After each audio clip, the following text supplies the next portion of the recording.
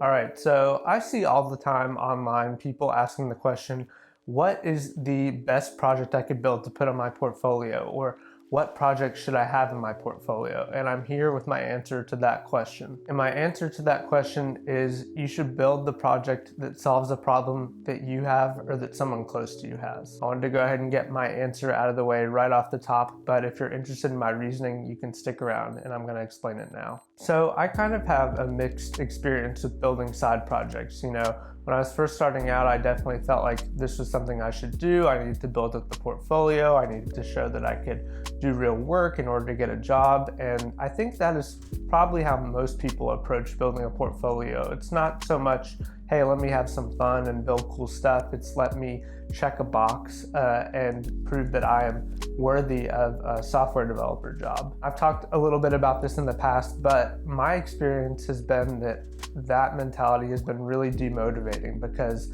at least for me, it felt like a huge slog having to build all these different projects just to prove that I could do it. And even in some cases, after I already had a job, feeling like, oh, I still need to continue to do this. So then I would go work all day and then come home and feel like I needed to build side projects, and that just felt like even more work. And so the whole thing was just like pretty demotivating, just kind of felt like a grind, and I never really enjoyed it. And this went on for years, if I'm being honest, which is a long time to not really enjoy building side projects. What changed for me is when I realized the power of programming. And it sounds crazy, but it took me years to realize what a gift I had and how powerful programming actually is. Not to just build your typical CRUD app, but just to help you accomplish day-to-day tasks. Now, I talked a little bit in my last video about how I automated my wife's job, and that is a great example of these just common everyday kind of office tasks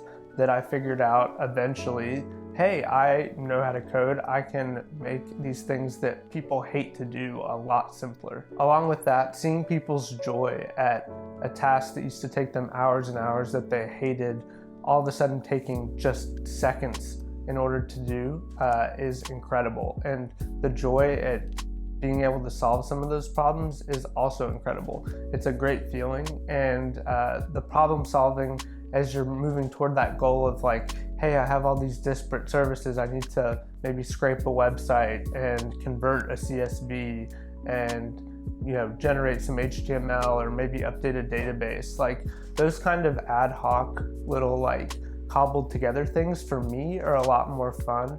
Maybe they're not quite so polished for a portfolio, or maybe they need a little bit more explanation, but I've found those kind of things to be the absolute most fun and most motivating projects to take on. It still doesn't get old when my wife tells me, this is so cool, or this is incredible, or I'm so glad I married a programmer, and that's just additional motivation, I think. So basically, the long story short is that you need to do what's motivating and do what makes you stand out. Doing another CRUD app or another like, hey, this is a stock tracker, or another to-do app or another blog is not really that exciting. As someone who has interviewed a lot of software engineering candidates, when I look at a portfolio, those things are great, but I'm looking for something with a little bit of spice, with a little bit of individuality.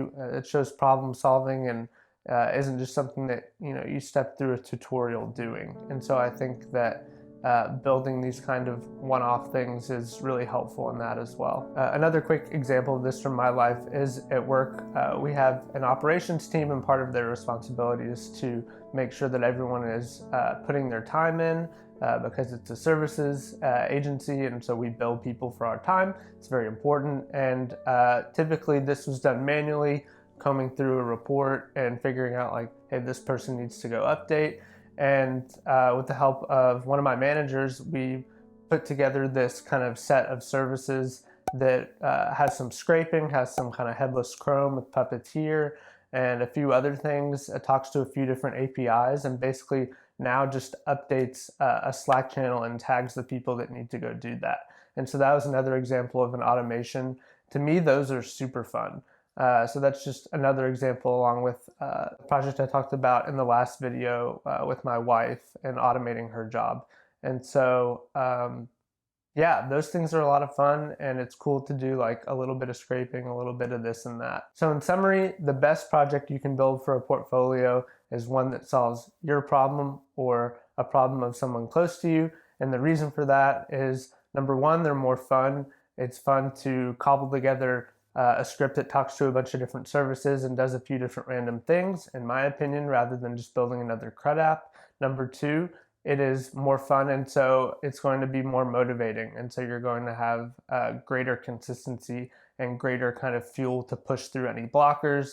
And number three, it's more gratifying because you're solving someone's real life problem or making their real life workflow better, and the payoff of that is just going to be even more motivation because you see at the end of the day how powerful programming is and how powerful your skills are. And I found that to be just additional fuel on the fire, additional motivation to continue to try and do stuff like that and create more projects.